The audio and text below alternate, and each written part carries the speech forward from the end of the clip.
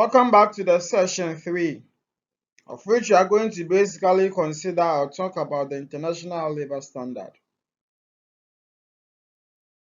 So to be able to explain the International Labour Standard, understand the benefits of which it seeks to. Now, what is International Labour Standards or International Labour Organization Standards? So the International Labour Standards are legal instruments that establish basic and minimum social norms. So the standard was built upon the premise that you should be able to establish certain basics and minimum social norms. So it's just an instrument that they actually use to establish certain basic minimum social works.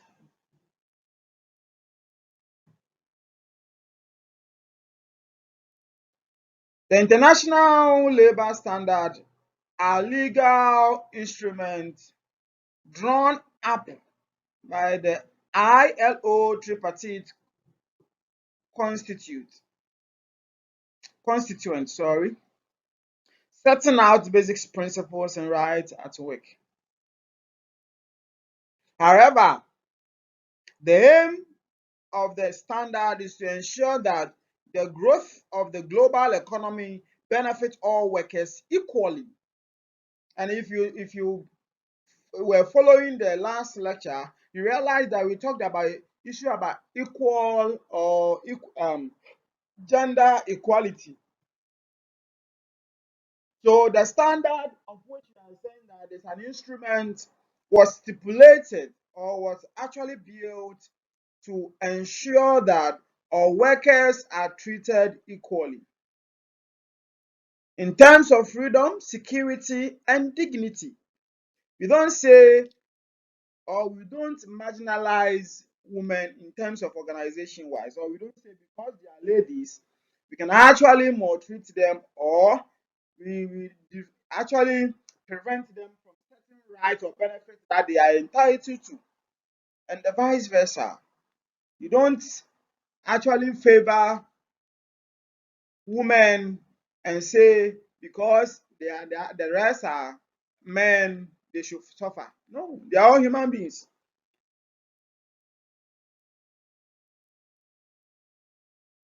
Now, the Declaration of the Philadelphia 1944. In the Declaration of the Philadelphia 1944, the international community recognized that labor is not a commodity. In other words, or if I may ask, what is a commodity?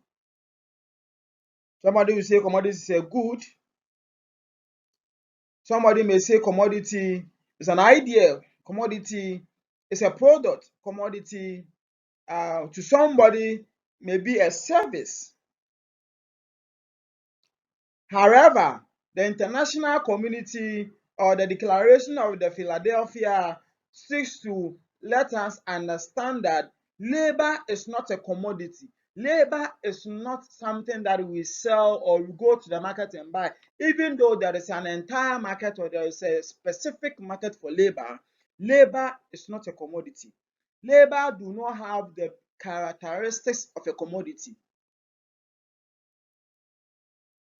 Even though we buy the services of labor, they are not a commodity. And that is what the International Declaration of the Philadelphia 1944 is talking about. They again say that labor is not an inanimate product.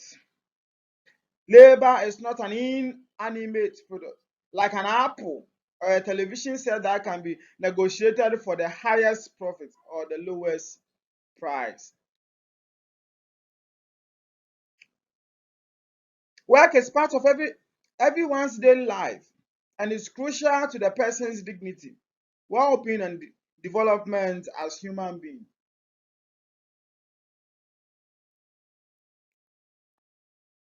Now, the economic development should include the creation of jobs. So before the economy can actually develop, there should be certain availability of job creation, and which should also go with certain working condition in which people can work in freedom, safety, and security, and association, and what have you.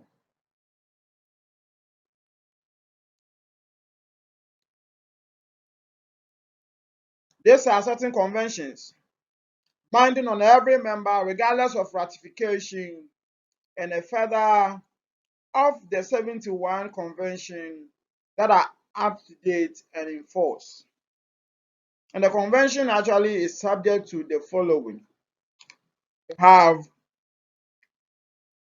first one, which talks about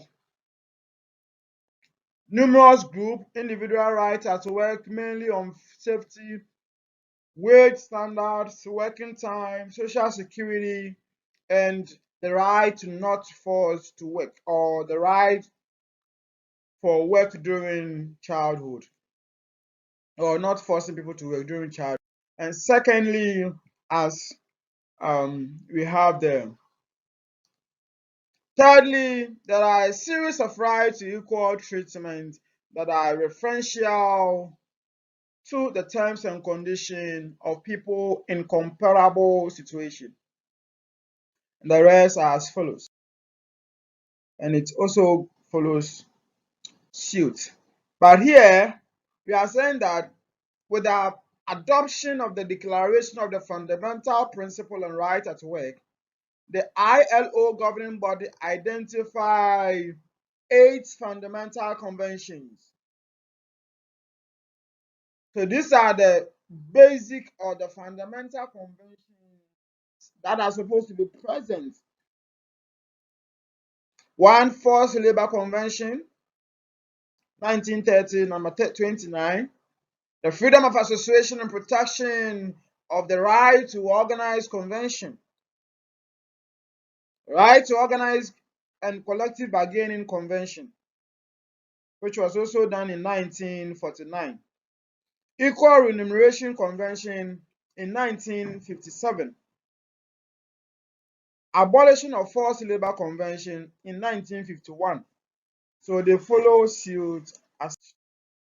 Now, I want us to look at the benefits of the ILO standards. In other words, the International Labour Organization standard. There are certain benefits that comes as a result of this establishment of these conventions or standards. And one has to do with a path to full and productive employment and decent work for all.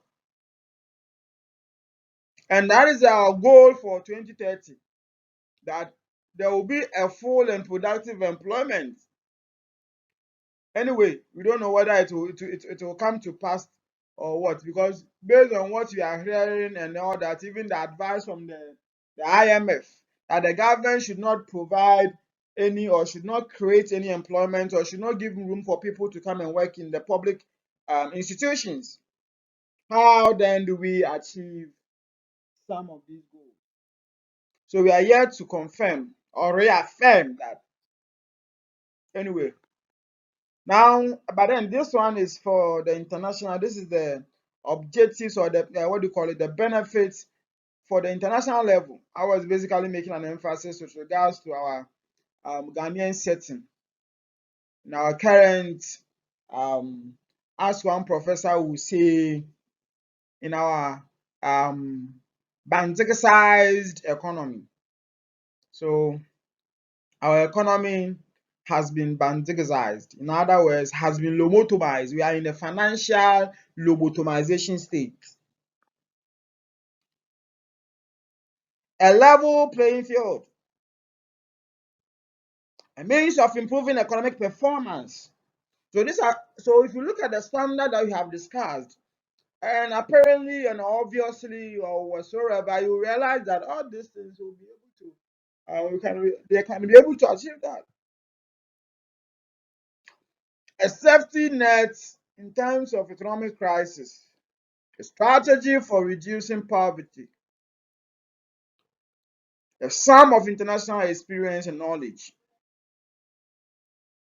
So these are some of the issues that we need to take note as far as the International Labour Organization standard and declarations are concerned. Thank you very much. So we should be able to discuss or solve some of these questions. See you in the next session. Thank you.